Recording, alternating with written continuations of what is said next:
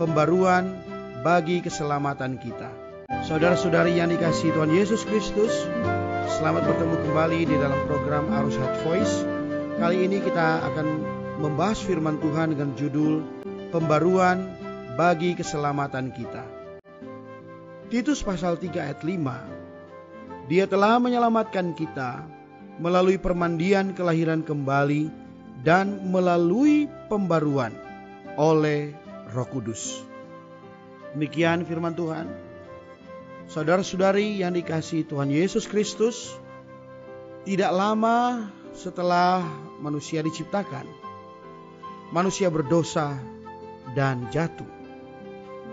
Dalam kejatuhan manusia, Satan menyuntikkan sifat dosa jahatnya ke dalam manusia, meracuni manusia sepenuhnya, menjadikan manusia bobrok dan jahat, dan akhirnya menjadikan dia manusia lama berbaur dengan kejahatan setani.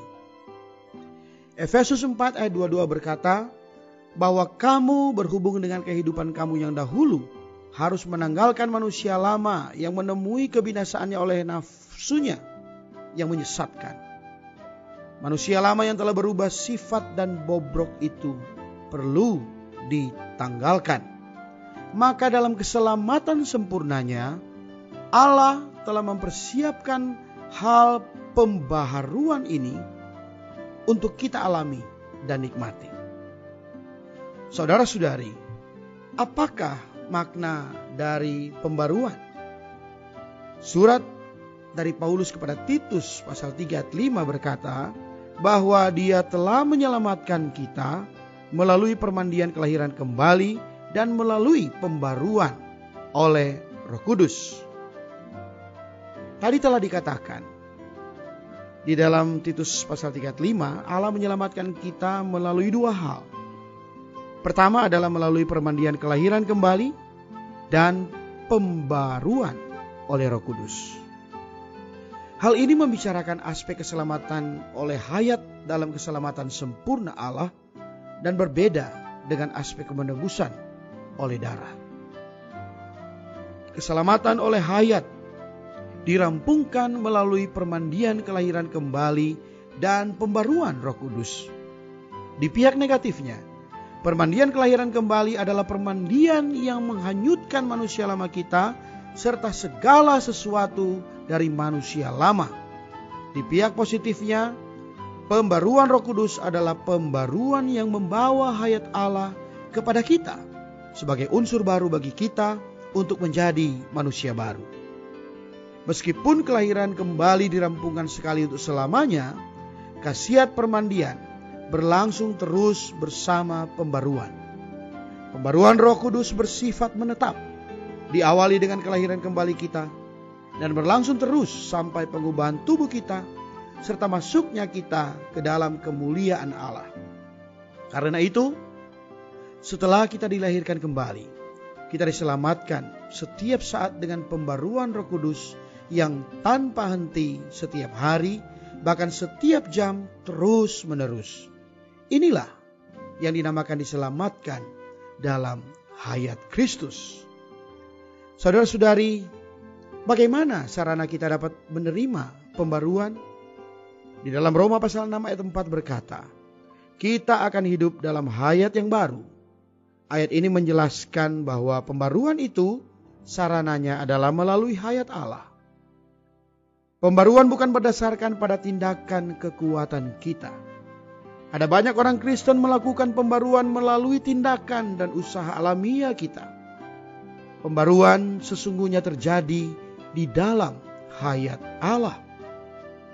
Hanya hayat Allah saja yang baru, tidak usang. Karena kejatuhan, hayat ciptaan kita telah menjadi hayat yang usang. Hayat Allah yang kita peroleh dalam kelahiran kembali yang mengawali pembaruan adalah hayat yang baru. Setelah kelahiran kembali, hayat Allah ini adalah sarana dasar kelangsungan pembaruan kita. Jika kita hidup dan bertindak berdasarkan hayat pembaruan Allah ini, kita akan menyatakan kebaruan hayat ini. Sarana kedua pembaruan adalah seperti yang terdapat di dalam Yehezkiel pasal 36 ayat 26 yang berkata, kamu akan kuberikan hati yang baru dan roh yang baru di dalam batinmu. Ketika kita dilahirkan kembali, Allah bukan hanya memberikan hayatnya kepada kita, Dia pun memberi kita hati yang baru dan roh yang baru. Hati yang baru ini menghasilkan kehendak yang baru di dalam kita, kasih yang baru, dan kecenderungan baru terhadap Allah. Roh yang baru memberikan kita kemampuan baru untuk menerima Allah sebagai kepuasan manusia baru kita. Ketika kita mendambakan Allah dan mengasihi Allah menurut hati yang baru ini, serta menerima Allah dengan roh yang baru ini, kita senantiasa diperbaharui. Sarana yang ketiga adalah seperti yang terdapat di dalam Efesus pasal 4 ayat 22 sampai 24. Harus menanggalkan manusia lama, dibarui di dalam roh pikiran kita, dan mengenakan manusia baru.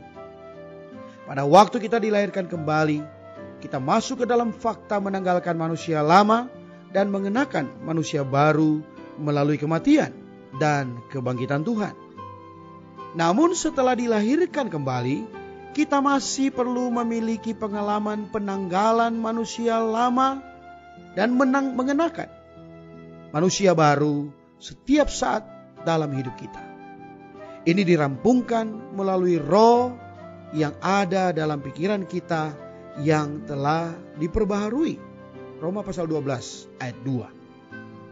Roh dari pikiran kita yang telah diperbaharui adalah roh kita yang dilahirkan kembali, yang berpadu dengan roh Allah, yang meluas ke dalam pikiran kita untuk melakukan pekerjaan pembaruan di dalam pikiran kita. Dalam roh yang diperbarui inilah kita menanggalkan manusia lama dan mengenakan manusia baru. Demikianlah kita diperbarui dan menjadi manusia baru dalam ciptaan baru secara realitas. Dalam manusia baru ini, yang lama telah berlalu dan telah menjadi baru. Hidup Kristiani kita bukanlah perkara agama atau perbaikan diri, melainkan menjadi manusia baru dalam ciptaan baru. Dan hasil akhir manusia baru dari ciptaan baru ini adalah Yerusalem baru yang akan datang, yang dalam kekekalan akan menyatakan secara khusus aspek pembaruan dari keselamatan sempurna Allah. Mari kita berdoa. Ya Tuhan, kami bersyukur karena Engkaulah yang memberikan hayat-Mu. Kau juga yang memberikan kepada kami hati yang baru dan roh yang baru. Bahkan pikiran kami juga diperbaharui, sehingga kami bisa diperbaharui bukan dengan cara agama atau perbaikan diri kami, tetapi sepenuhnya adalah oleh-Mu. Ya Tuhan, biarlah diri-Mu terus bertambah-tambah di dalam kami, sehingga kami menjadi ekspresi-Mu yang hidup. Haleluya. Amin. Demikianlah firman Tuhan. Sampai bertemu di kesempatan berikutnya. Kasih karunia-Nya menyertai kita sekalian.